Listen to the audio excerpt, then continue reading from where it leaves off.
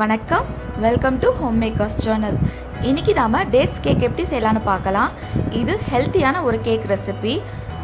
Egg, butter, white sugar, maida இந்த மாதிரி எதுவுமே தேவையில்லைங்க. இது எப்படி செய்கிறதுன்னு பார்க்குறதுக்கு முன்னாடி இன்னும் நம்ம சேனலுக்கு சப்ஸ்கிரைப் பண்ணலன்னா சப்ஸ்கிரைப் பண்ணிக்கோங்க. ஏதாவது கருத்துக்கள் இருந்தால் கீழே மறக்காமல் கமெண்ட்ஸில் சொல்லுங்கள். ஹெல்த்தியான டேட்ஸ் கேக் எப்படி செய்யலான்னு பார்க்கலாம். அதுக்கு அரை கப் சீட் இல்லாத டேட்ஸ் எடுத்துக்கலாம். அது 15லேருந்து 16 வரைக்கும் இருக்கும். அதை 1 கப் வார்ம் மில்கில் சோக் பண்ணி வச்சுக்கலாம். ஒரு 1 hour வரைக்கும் சோக் பண்ணலாம். இல்லைனா நீங்கள் மைக்ரோவேவில் 2 minutes கூட வச்சு எடுத்துக்கலாம். பாருங்கள், இது வந்து நம்ம மிக்சியில் அரைச்சி எடுத்துக்கலாம்.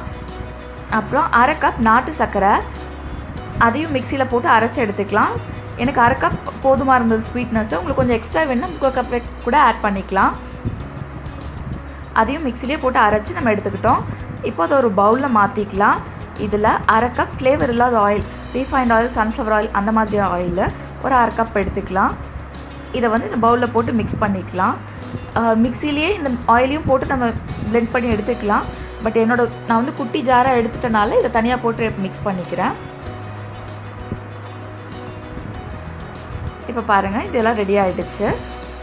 இப்போது இதில் கோதுமை மாவு 1 கப், பேக்கிங் சோடா 1 டீஸ்பூன், உப்பு 1/8 டீஸ்பூன் இதெல்லாம் நம்ம போட்டு சளிச்சு எடுத்துக்கலாம்.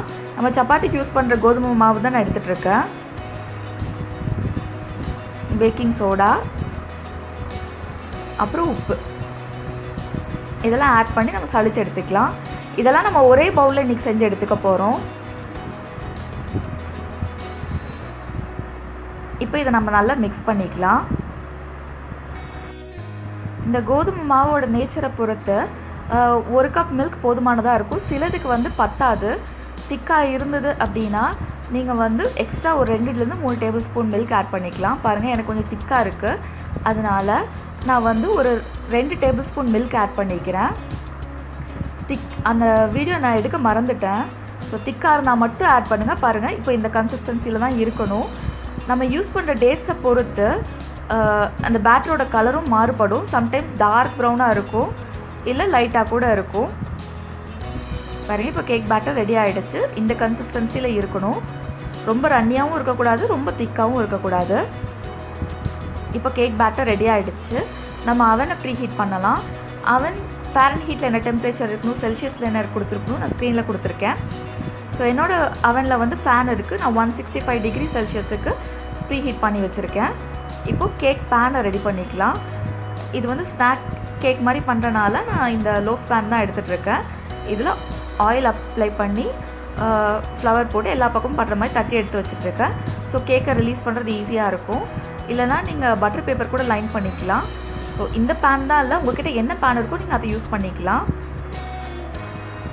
பாருங்கள், இப்போ நம்ம ப்ரிப்பேர் பண்ணியிருக்க கேக் பேட்டரை இதில் ட்ரான்ஸ்ஃபர் பண்ணிவிட்டு இதை எல்லா படம் பண்ணுற மாதிரி டேப் பண்ணி விட்டுக்கிறேன். ஸ்ப்ரெட் பண்ணி விட்டுட்டு அப்புறமா டேப் பண்ணிக்கலாம்.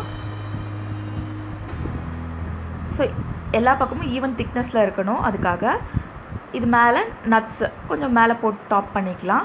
உங்களுக்கு தேவைன்னா ஆட் பண்ணுங்கள், இல்லைனா விட்டுருங்க. நான் வந்து பெக்கான்ஸ் ஆட் பண்ணியிருக்கேன். நீங்கள் வால்நட்டும் ஆட் பண்ணலாம். இப்போ நம்ம பேக் பண்ண வச்சிடலாம். எனக்கு பார்த்திங்கன்னா எக்ஸாக்டாக 30 minutesல கேக் ரெடி ஆகிடுச்சு.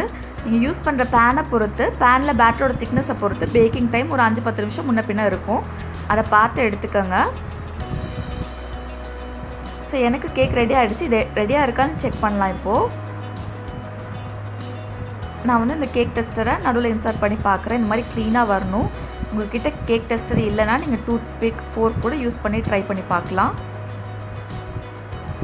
அந்த மாதிரி க்ளீனாக வரல அப்படின்னா ஒரு எக்ஸ்ட்ரா ஒரு 5 நிமிஷம் வச்சு கூட பேக் பண்ணுங்கள். 5 நிமிஷம் கேக்கை கூல் பண்ண விட்டுட்டு அப்புறம் பேன்லேருந்து வெளியில் எடுத்துடலாம். அதுக்கப்புறமா கம்ப்ளீட்டாக கூல் ஆனதுக்கப்புறம் தான் ஸ்லைஸ் பண்ணணும், இல்லைனா கேக் உடஞ்சி போயிடும். இது கம்ப்ளீட்டாக கூல் ஆகிடுச்சு, அதனால நான் ஸ்லைஸ் பண்ணியிருக்கேன். பாருங்கள், கேக் எவ்வளோ சாஃப்டாக இருக்குதுன்னு. டேஸ்ட்டும் ரொம்ப ரொம்ப நல்லா இருந்ததுங்க. நீங்களும் ட்ரை பண்ணி பார்த்துட்டு சொல்லுங்கள் எப்படி வந்ததுன்னு.